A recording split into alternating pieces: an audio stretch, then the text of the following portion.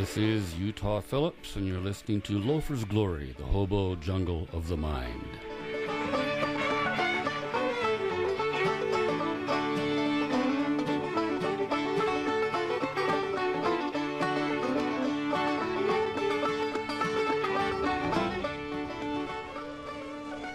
And so the one who slaves goes forth into the world.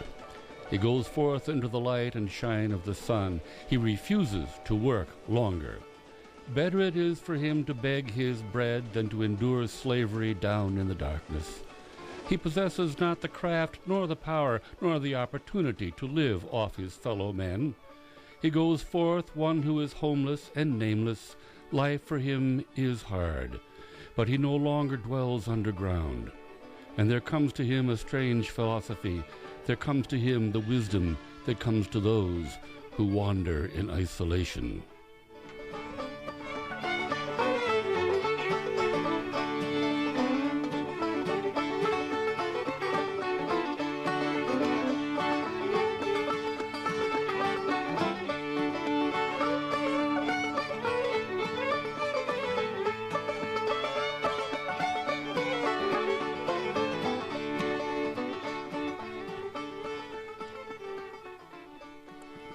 Well, yes, this is Utah Phillips, and it is indeed Loafers Glory, the hobo jungle of the mind. I'm here in the studios of KVMR in my home, Nevada City, California.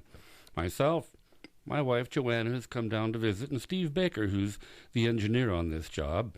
You were just listening to Jimmy and Nancy Borsdorf, Hawks and Eagles, who created the theme music for this show.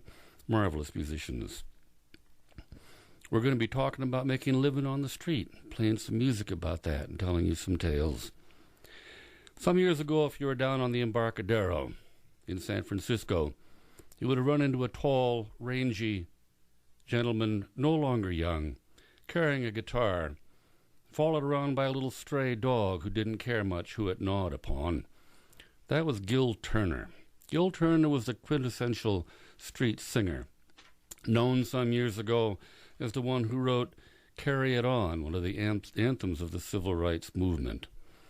Well, Kate Wolf and Gil Turner were good friends, and Kate wrote a song about Gil Turner called You Old Street Singer.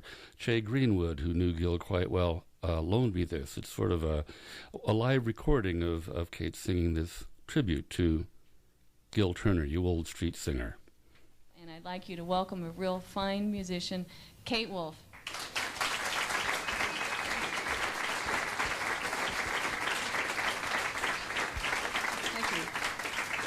Thank you. Thanks very much.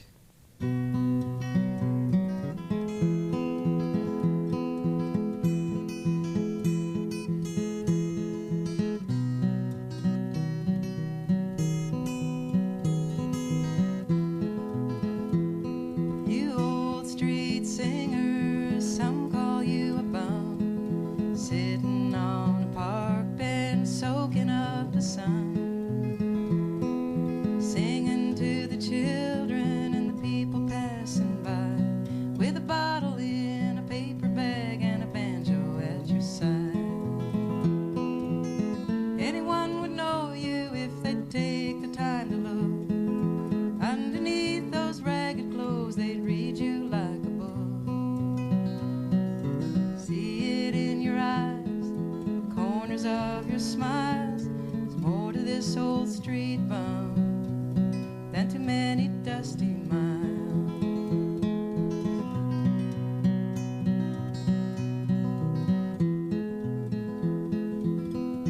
No hotel room must get so very small.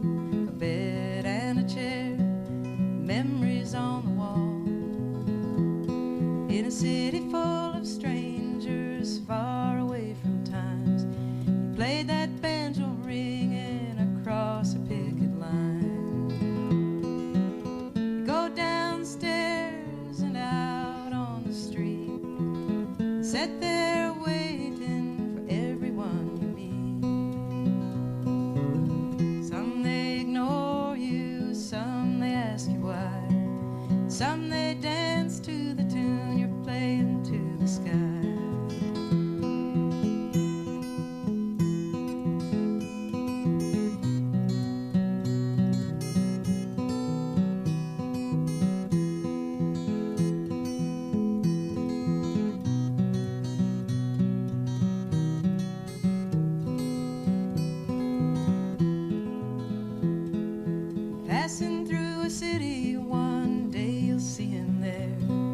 Stop and listen to his tunes, let him know you're here. Put $1 in the box that sits there at his feet. Tip your hand to the man who's singing in the street. 'Cause if you stop and listen, you'll hear it every time. Melodies around you, the rhythms and the rhymes. In the stairs of passing strangers, questions of the young, the barking of a stray dog, and the memories of a street bum. The barking of a stray dog, and the memories of a street bum.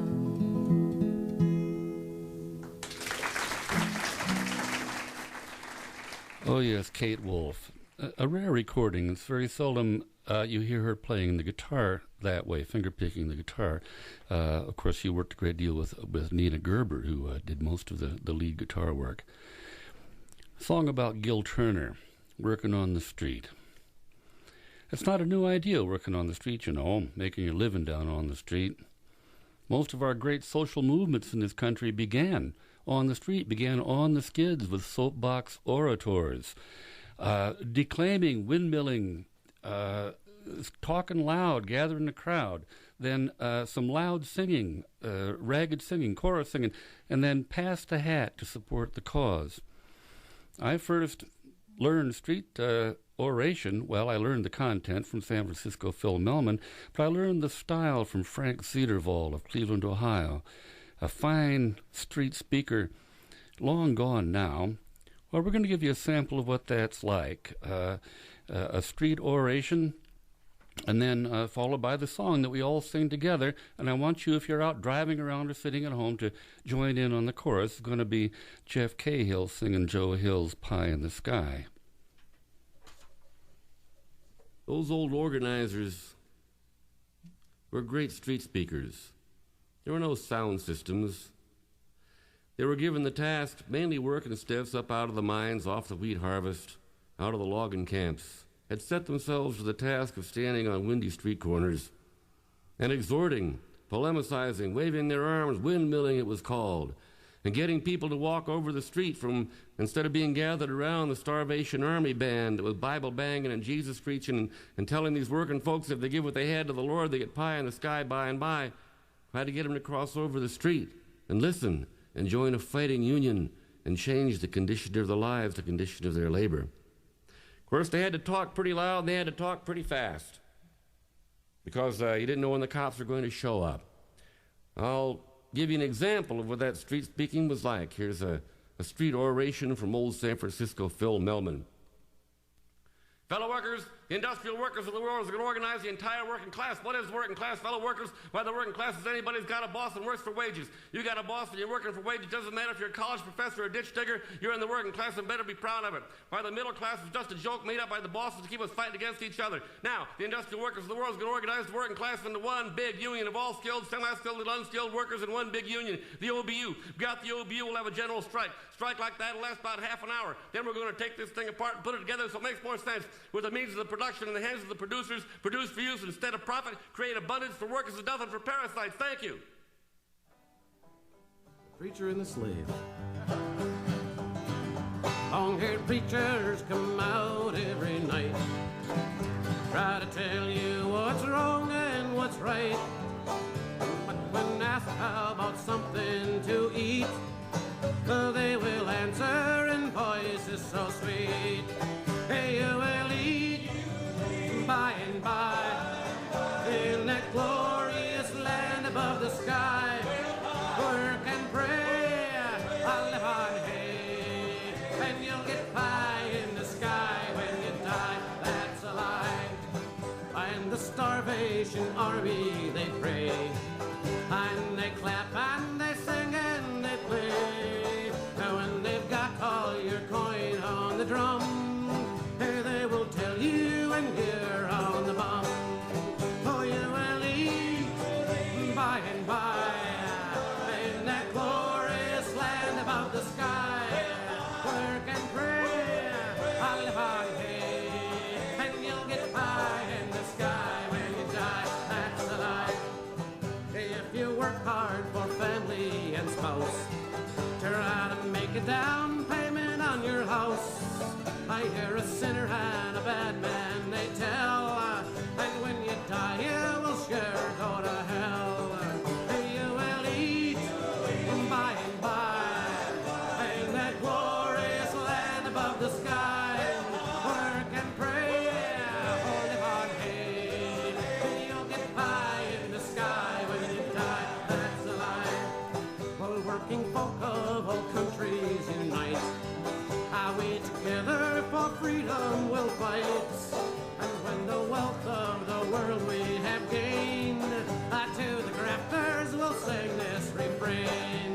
You will eat by and by when you've learned how to cook and how to fry. Chop some wood, do you good, and you will eat in the sweet by and by. That's no lie.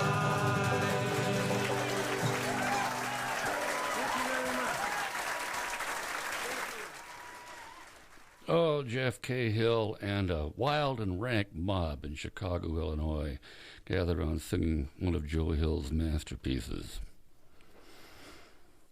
Pocatello, Idaho. Pocatello, Idaho was a hard railroad yard to bum into and out of. In fact, one of the most difficult jobs on the railroad, working for the railroad, would be a night yard master in Pocatello, Idaho. Just so damn complex.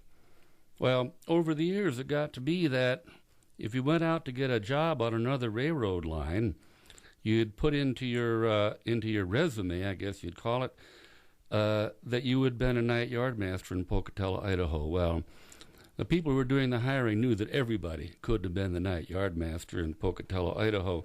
So that night yard master came to be a term for somebody who tends to fold, bend, spindle, and mutilate the average annual ambient reality.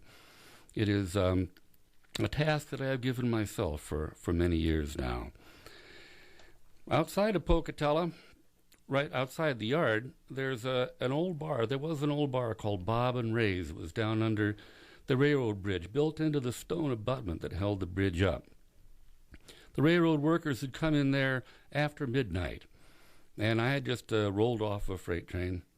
This happened a number of times. I'd go into that bar, and those railroad workers would be sitting with their back to me, and they'd be having a few drinks. I'd set up my guitar, start playing with my open guitar case. Well, they'd start putting money into it and then shoveling drinks down to the end of the bar, all of which I couldn't possibly tolerate. The songs they seemed to be most partial to were sentimental songs, with the old railroad songs, The Baggage Coach Ahead, Mother, the Queen of My Heart, Hobo Bill's Last Ride, The Lightning Express. Those are the ones that seem to bring the most money into the guitar case. Well, we'll play you one of those. I made it for that situation. I was coming down out of Chicago on the Gulf Mobile in Ohio as a freight train, riding an old Phoebe Snow boxcar. Phoebe Snow, that was on the Lackawanna Railroad. She was a woman dressed in white that was used to advertise the fact that the Lackawanna was burning the anthracite coal, and it was sootless. So you wouldn't get soot blowing back into your clothing, into your luggage. And she appeared in all the magazines with little jingles about riding the route of the anthracite, Phoebe Snow. And I made this song up in a jungle on a flat, sandy island in the middle of a river outside Danville, Illinois. Phoebe Snow.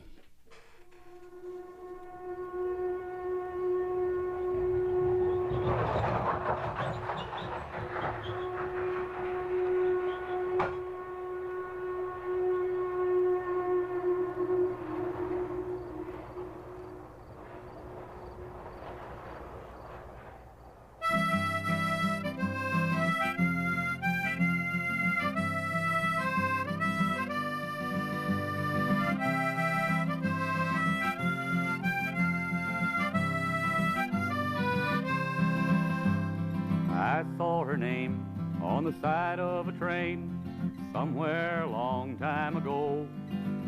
I don't know who she was, but I gave my love to someone called Phoebe Snow. Like a bird on the wing, I hear a voice sing as old prairies I rove. But I'd give my life to spend one more night in the arms of my own Phoebe Snow.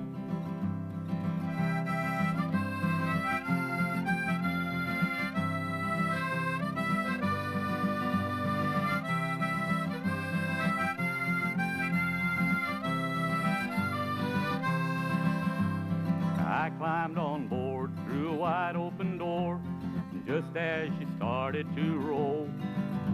And I rode so light through the warm summer night in the arms of my own Phoebe Snow. Like a bird on the wing, I hear a voice sing as over the prairies I roll. But I'd give my life to spend one more night in the arms of my own Phoebe Snow.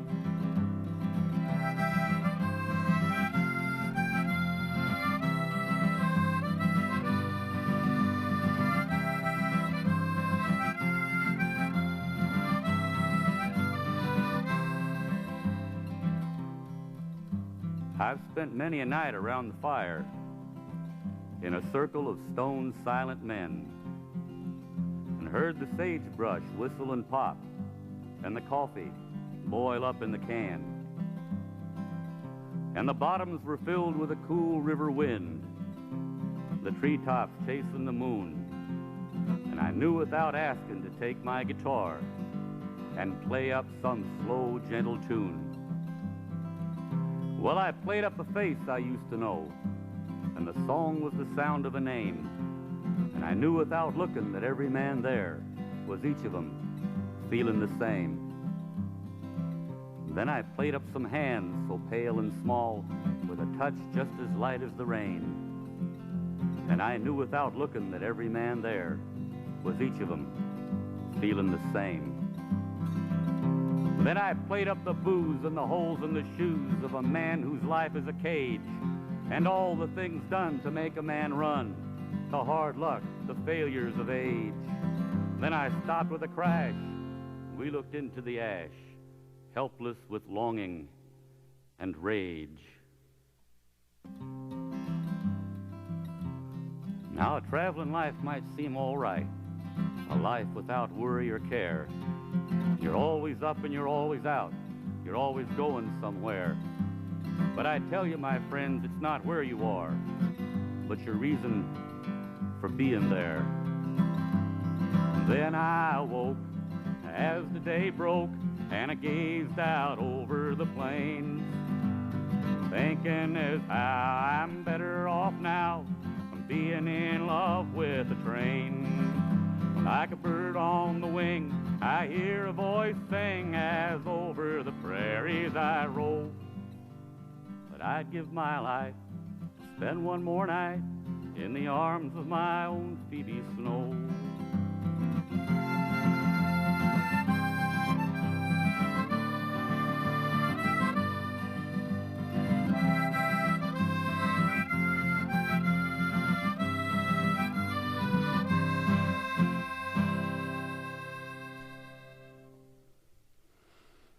Phoebe Snow. Well now, your guitar's been stolen or confiscated by the police. You're still on the street and have no place to go. What do? You are thrown on public sufferance in a whole different style. Well, here's a kind of a lecture I gave to the students of Beloit College in Beloit, Wisconsin, several years ago. Now, I want you to pay particular attention to this because you all need to know this. I was in Boise, Idaho, working for the American Civil Liberties Union, the same people who tried to pass that gay-bashing constitutional amendment in Oregon that was defeated, tried to do the same thing on the ballot in Idaho in the last election. So the ACLU is a very conservative state, needed some help from a lot of people in order to bring that to the public's attention. They put me up at a crumbling Victorian pile that purported to be a hotel. I got up in the morning early. I went out to get a newspaper. I walked up the street to the newsstand, and a young fellow stepped out of a doorway and said, Hey, man, you got any spare change? That's happened to you. Some of you have probably done it.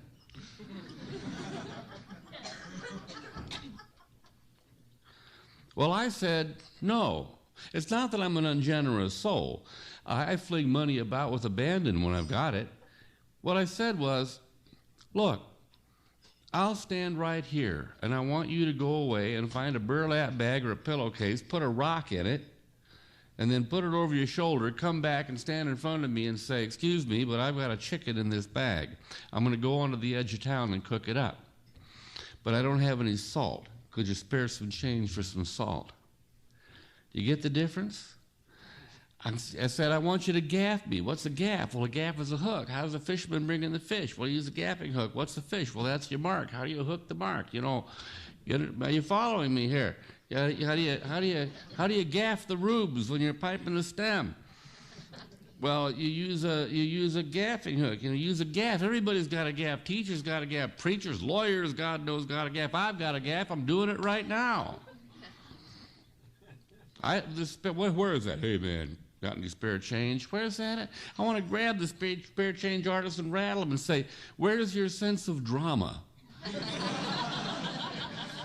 Where's your sense of the theater of your situation? All the things you could do with this. I learned from gaffing artists. The best and the brightest, the most beautiful in the human psyche is that propensity for walking off with something with little or no effort. The rich have long since learned how to do it. Why shouldn't we? I mean, and it blossoms around us. I was an African-American fella on the Haight in Berkeley. Walked up to me with a styrofoam cup, a little sign around his neck. It said, give to the United Negro Hamburger Fund. Well, hell, it's good for a couple dollars right there. A couple bucks. I mean, wouldn't you? Hell yeah. Ironclad Gap. Fella standing on the median strip in Cambridge, Massachusetts. I had to stop to wait for the light to change. He was standing there in rags with a hand-lettered cardboard sign folded in half. The top half said, "What is the greatest nation on earth?" Got my attention. He let the other half flop down and said, "Donation." And that's pretty damn bright. You know, there's another couple of bucks right out the window. You know, I will pay for a good gaff. I will pay for a solid story. We should be teaching this stuff in school. I should come to your college here and do a workshop. We're all going to have to know this stuff the way things are going. Huh? All going to have to know it. I could do a crackerjack class on how to get through the world on little or nothing. Gaffing your way down the road. Hot dog. Ironclad gaff. Donna Devine, up in Butte, Montana, works at the Copper King. She's a waitress, doesn't make a lot of money. Fellow worker Devine, she's a member of the Industrial Workers of the World. Donna wanted to go to a wedding in Florida. Had maybe enough money for gas for her old car.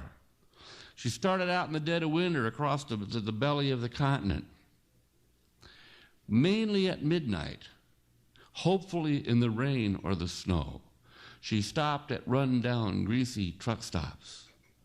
She would take a dimly lit booth in the back of the restaurant, sit there alone, reach into her purse and take out a cupcake, put it on the table in front of her, put a candle in that cupcake and light it, and softly sing happy birthday to herself.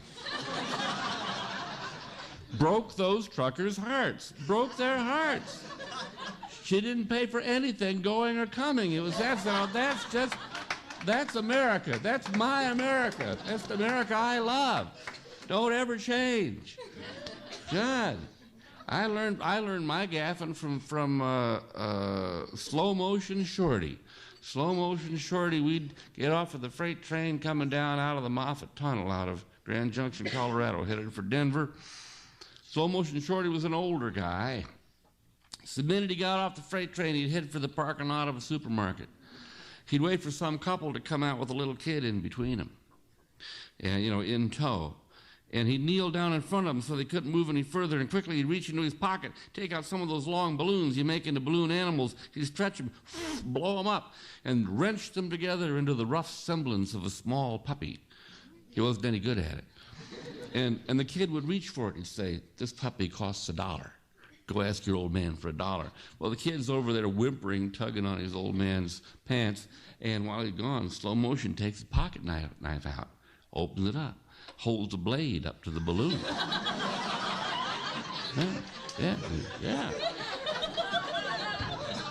Yeah, he said, you wouldn't want me to kill the puppy in front of the little kid, would you? Money, just pour it in. I don't lie about this stuff. Now, you got to learn this. Well, one more. What's his name? Dawdlin Bill, the world's slowest human, Dawdlin Bill. Out back of the Speedway Diner in Forsyth, Montana, jungled up with him many a good time. The Speedway Diner, I don't know if it's still there. 6 stools, run down, ramshackle, place you'd drive by, except they cut their own bacon, have their own chicken, so it's fresh eggs. They bake their own bread. Everything's fresh and new. Well, Dawdlin Bill had been back out there when he was not on the trains for many years, and he is the world's slowest human. He said to me once, I was born with a finite amount of hurrying power. If I squander it, fruitlessly dashing about, a dire event is going to transpire, but I won't be able to get out of the way because I have exhausted my hurrying power. But if I hoard it and that event transpires, I will unleash it all at once, and you will see me move like a rocket. The most exhaustive rationalization for being lazy I ever ran into. Suits me fine. I saw Dawdlin Bill make $30 an hour gaffing on the streets of Spokane, Washington, East Main, and Trent Avenue. He'd fall in step with people walking by there. He'd walk with them. He'd say, well, you know, I used to be a magician, sleight of hand artist. I was good at it.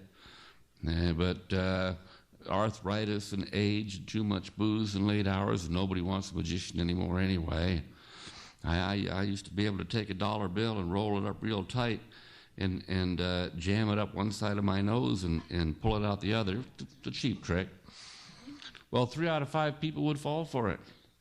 He'd take the $1 bill and roll it up real tight and push it into his nose and then take it out and say, well, I guess I forgot how to do it, and try to hand it back. You can do that downtown tonight. You can go down there and do that tonight. You'd be a whole lot better off tomorrow.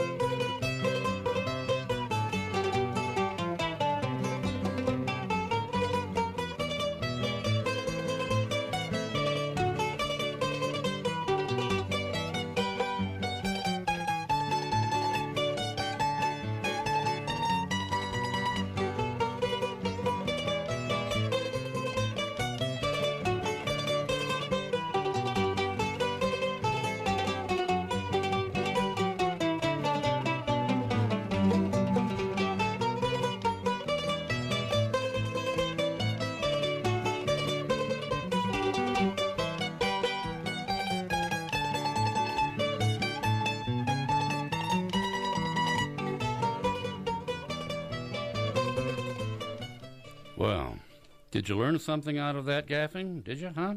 All right. By the way, you were just listening at the intermission music here, the Blind Kenny Hall from Fresno, California. One of the happiest people that I ever met in my life. Gaffing. Old Hood River Blackie and Frying Pan Jack used to travel together. They would go from door to door getting handouts. That's where nobody's going to let you into their kitchen when you look like that. That's where a handout comes from. You hand out food from the back door, what in the old tramp parlance would be called a lump. Well, Hood River Blackie and Frying Pan Jack chummed together. He told me once he importuned a woman through her screen door. She allowed us how she would feed them if they would work for it. She obviously didn't understand the etiquette. But they were hungry, and they said they would do that. Well, the lady gave Frying Pan Jack a bucket of the ugliest green paint you've ever seen in your life. Said, you go out back and paint the porch. And said to Hood River Blackie, you mow the lawn. Well, they worked at it for about half an hour. And they were done, and there she was with a nice lump, a good handout ready for them. And as they walked out the gate, Frying Pan Jack turned to her and said, well, you've been very kind to us, ma'am. I hate to be the one to have to tell you that out back there that's not a porch, it's a Maserati. Oh, yeah, I don't make this stuff up. Well, I first met Bob Snyder in Toronto, Canada, in the driving rain. I would have been walking a picket line for the Toronto Western Hospital strike, and he was standing in a doorway, street singing. You pick a doorway to a department store, which acts like an echo chamber and also keeps you out of the rain. Bob Snyder kind of got bypassed in some ways by folk singers climbing rung by rung the ladder of success. And so he wrote this song called The Darn Folk Singer. Well, this guy came up to me in the street and he says, how come you never write any protest songs? And I said, well, because everything's okay. But got me thinking, and I came up with one little pet peeve, so I wrote a protest song about it. Well, there's a situation going on across this land I personally believe is getting out of hand, concerning certain individuals and the gathering of untoward residuals. And I think it's time that something was said about the gleaning of all this ill-got bread, because the ones responsible for the impropriety are amongst most conspicuous in our society. Oh, the birds make birds and the bunnies make bunnies, and the only thing a darn folk singer ever want to make is money. And the rain makes puddles, the bees make a honey, and the only thing a darn folk singer ever want to make is money. Making money ain't funny. Ought to be a law against the awning maw of an open case. It's a big disgrace, and a terrible din is sickening. Now the government is worried about our welfare, and the industrialist is trying to clean up the air, and the only thing the darn folk singers seem to care about is money. And the businessman is busy delivering the goods, and the paper company is managing the woods. But these raving street-bound bands of hoods are after money, looking for an honorarium outside the aquarium, or squawk, squawk, squawk along the whole sidewalk, or drumming on a corner, or tooting on a horn, or just a caterwauling on an old guitar. You throw him a loon, he'll play a tune, ruin the peace of an afternoon. And somebody better do something soon's all I'm saying, or he'll stand there wailing the livelong day, and you throw him a quarter in the hopes he'll go away, but he takes it as a sign that you want him to stay there playing. And the pitiful moan brings down the tone, and all that strumming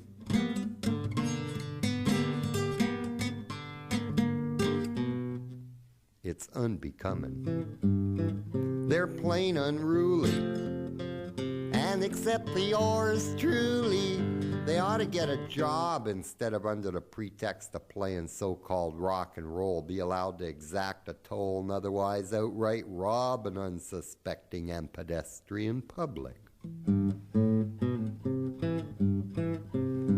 Now developers out there putting up housing, well, these no-goods are off carousing. And how is it that these atonal anarchists are allowed to roam the community with seeming impunity? Oh, the diplomat is diligently studying the dove. Even the poet spares a thought for love. Only thing a darn folk singer's thinking of is dineros and zlotys and drachmas and yen and francs and cents and gold and mercurial green. And while the banker is spreading it all around the nation, pecuniary consideration is the machinating motivation of you know who I mean. Johnny Paycheck, Ray Price, Eddie Money, Ronnie Prophet, Johnny Cash, Buck Owen, Hank Williams. Well, Williams, just another name for Bill. All they want to do is fill their till by reaping more than they are sowing. So just remember that the love of money is the root of all folks' song.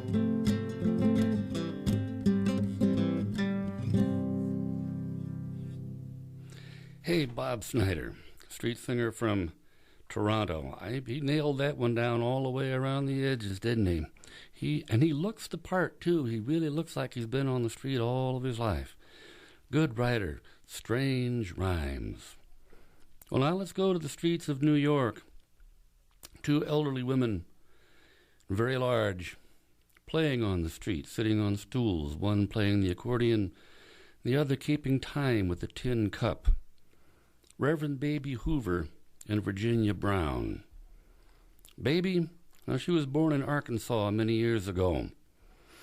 She had a child. She was born blind. She had a child, and she, as said, she was sent to a black market maternity home where the babies were sold, and then she was just sent on her way. They call her Baby because she collected baby dolls. She told me she kept having that baby over and over again, and until finally she became sanctified and she was able to get herself out of that. But she still has her little room is still crowded with baby dolls. Virginia, she was also born in the Midwest, and she was born blind, and the doctor said that was because her mother was so tightly corseted, as they were in those days, that it caused her to be blind. And these two elderly blind women worked the streets of New York, full of light and full of joy, mouths full of old songs. Virginia keeping time, as I say, with the tin cup, in which she insisted there be a nickel, dime, and a quarter, which is the only way she could keep proper time. So let's listen to Reverend Baby Hoover and Virginia Brown singing the Royal Telephone.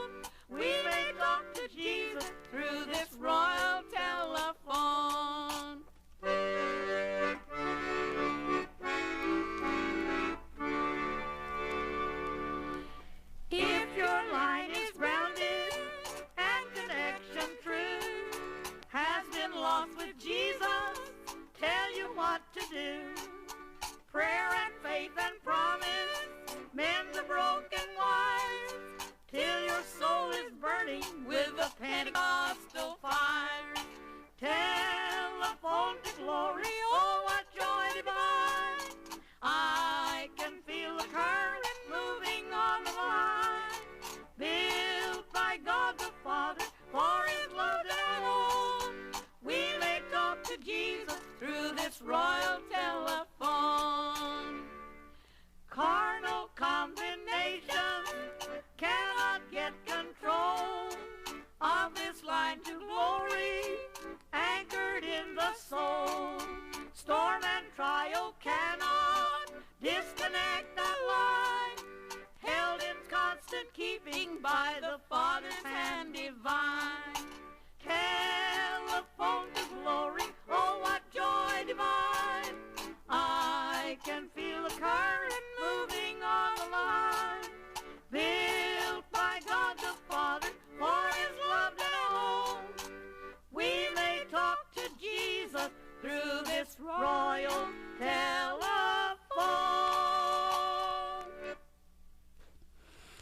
Baby in Virginia. You know, that was recorded by Philo Records many, many years ago, before CDs.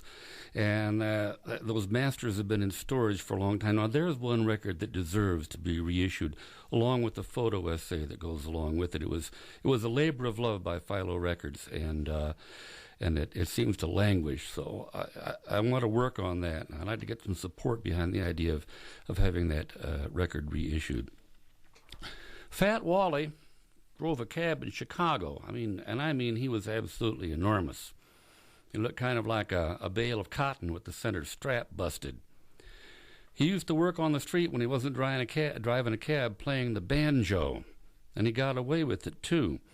His favorite spot, well, I tell you, it was at the time that the discos were coming in, and the American Federation of Musicians got a campaign going that said live music is best. You may remember the bumper stickers, live music is best. Well, Fat Wally pasted one of those stickers across the front of his banjo and stood out in front of the American Federation of Musicians Union Hall. Ha ha! They couldn't avoid pouring money into his guitar case on that basis. Now that's a good gaff.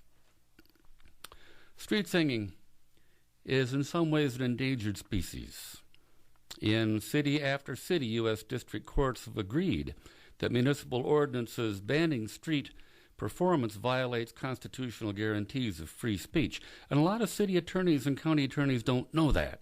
We have a whole pattern of litigation, a whole pattern of court opinions backing up the right to perform on the street. Rob Goldstein, the Nantucket troubadour, we waded through many a cranberry bog together. Well, he went to court to assert his right to work the street in Nantucket. That was in 1979. They demanded a license. The U.S. District Court extended the First Amendment to cover street singers, and not only did the court say that Rob didn't need a license, but he wasn't blocking traffic. The people who stopped to listen were. But now look, the real struggle of street performers has largely shifted from the public streets to private malls, where over 50% of retail transactions take place. It is imperative that not just performers, but those, say, gathering signatures for ballot initiatives, assert that the First Amendment, in First Amendment cases, malls will be treated as public property. Enough said. The mall, the public mall in Boulder, Colorado, the streets blocked off, bricked in. There are planters with enormous trees, a playground for the kids, and as you walk through that mall, you don't know what you're going to encounter. There are slack rope walkers, fire breathers, mimes, every kind of a musician you can imagine. There is that one instrument that I have been told has never been arrested on the street. I heard that from Smokey Dawson, who was a bagpipe player. He said, they won't arrest a bagpipe player on the street. Smoke Dawson was a great fiddler, and he was also a warlock. And he knew that there were certain tunes, Irish tunes, that you don't play on certain days or it causes disasters. Well, he got real drunk one night, played the wrong tune. It was on a Friday, caused a barn to burn down. I think it was Will Tressler's barn, but it's been a long time ago. I may not remember.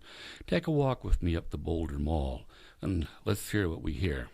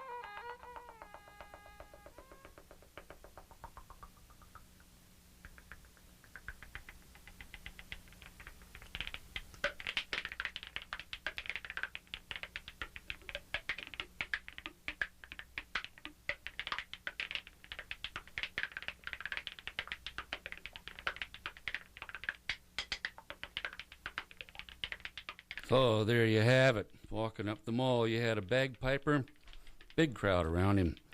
Then you had an Asian violinist. You know how much talent there is in the new Asian communities that have come to our cities? That old gentleman was working on the street. That's a field recording of him playing a two-string violin. Then, of course, at last, the best street act I ever heard in my life, and that was Artist the Spoon Man. Not just playing the spoons, but playing the entire silver service. There's a young fellow lives up on the San Juan Ridge here. Makes chairs. He's a fine Finnish carpenter.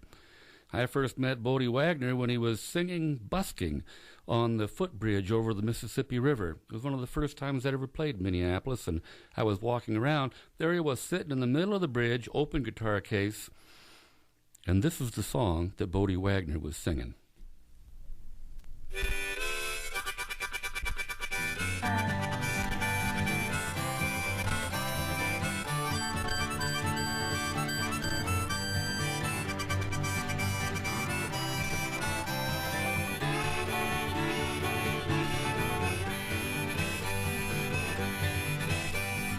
Listen to the whistle and the iron wheels spinning round.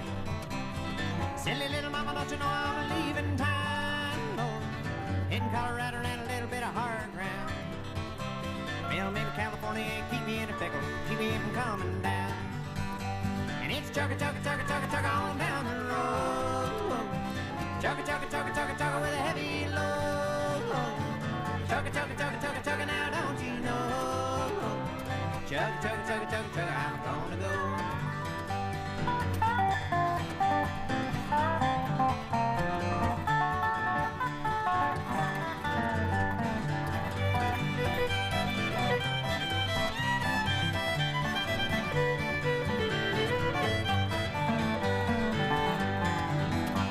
They're rolling down the road, sitting on a big beat sack. Mama, don't you know there's nothing in the world I lack? Every time I go, I don't know if I'm coming back, sweet honey. Every time I ride the railroad train, every time I hold that track. And it's chugga, chugga, chugga, chugga, chugga on down the road. Chugga, chugga, chugga, chugga, chugga with a heavy load. Chugga, chugga, chugga, chugga, chugga, now don't you know? Chugga, chugga, chugga, chugga, chugga, I'm gonna go, let's blow it now.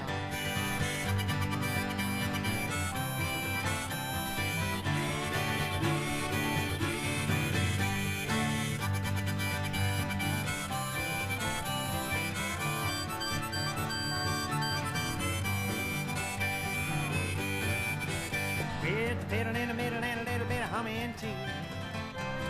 Sucking and blowing on my heart till the border's blue. Sipping on my wine, about a little time with you, sweet honey. Soon I gotta hitch a railroad train, honey, yes indeed I do. And it's chugga, chugga, chugga, chugga, chugga on down the road. Chugga, chugga, chugga, chugga, chugga with a heavy load. Chugga, chugga, chugga, chugga, chugga, now don't you know? Chugga, chugga, chugga, chugga, chugga, I'm gonna go.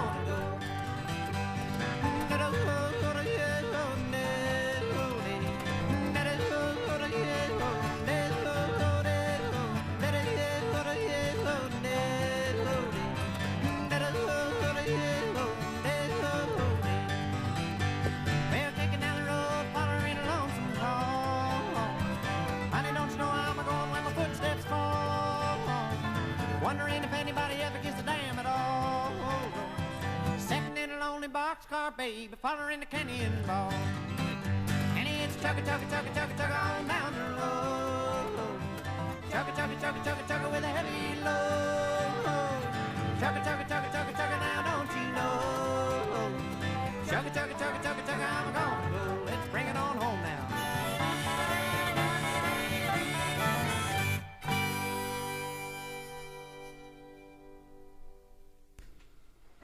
Well, now wouldn't you dip into your pockets and pour money into a guitar case to listen to that? That was the great Bodie Wagner.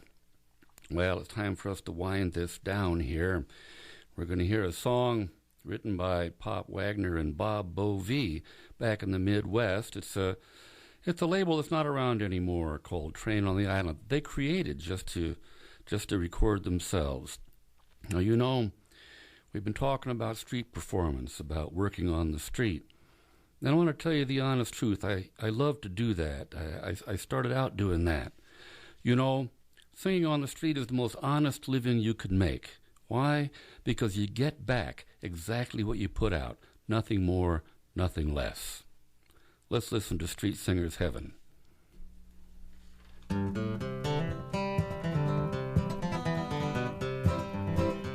Well, standing on the corner with a guitar in my hand, I'm just a poor musician in an old street band, waiting for the coins for all these songs I sold, and trying to keep warm out here in the cold. When I'm gone, they'll talk about my singing. When I'm gone, they'll remember the good old days. I'll be in heaven with the golden guitar ringing, where there's a crowd on every corner and a hat that's full always.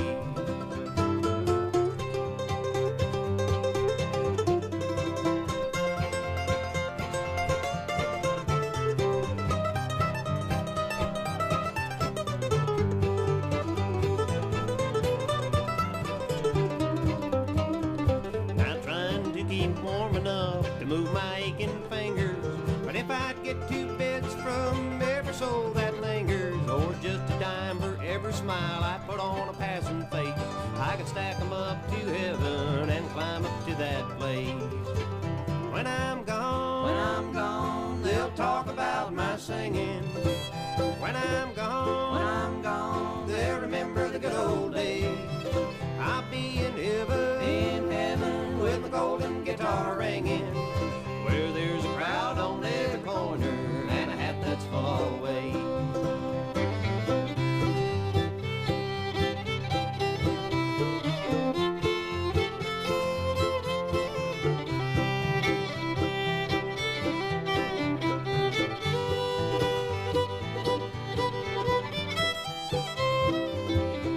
I've heard that up in heaven street singers do so fine. Folks have to walk around the block just to get into the line. Get up to the singer's hat and drop in a dollar bill, and all the streets are heated to keep away the chill. When I'm gone, they'll talk about my singing. When I'm gone, they'll remember the good old days. I'll be in heaven with the golden guitar ringing, where there's a crowd on every corner and a hat that's full always.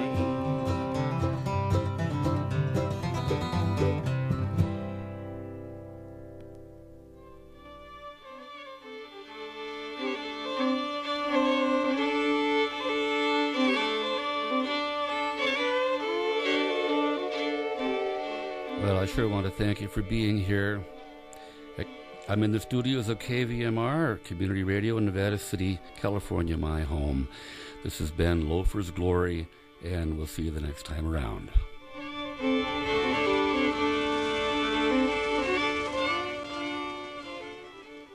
The end, anyhow, is always here. It is the climate we sing in.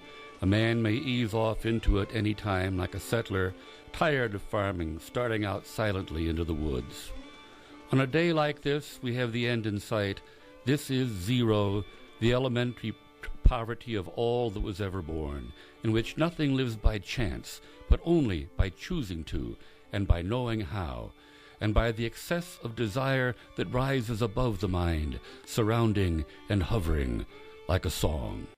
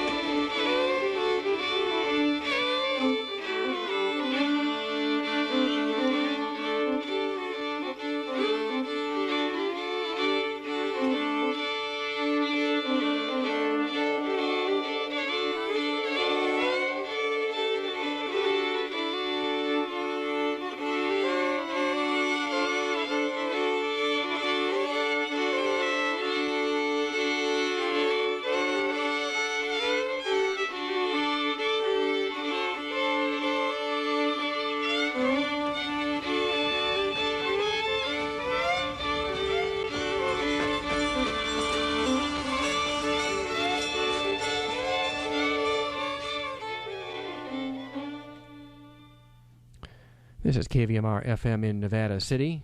Thanks to the Tobacco Use Prevention Program, reminding listeners that concentration of cigarette tars as high as 600 micrograms per cubic foot have been measured in small smoking establishments such as bars and restaurants. The federal standard for lung cancer exposure would require no higher than 0.75 microgram per cubic foot. KVMR listeners are urged to blow bubbles, not smoke. Next up, Classical Sunday with Tracy Chorus.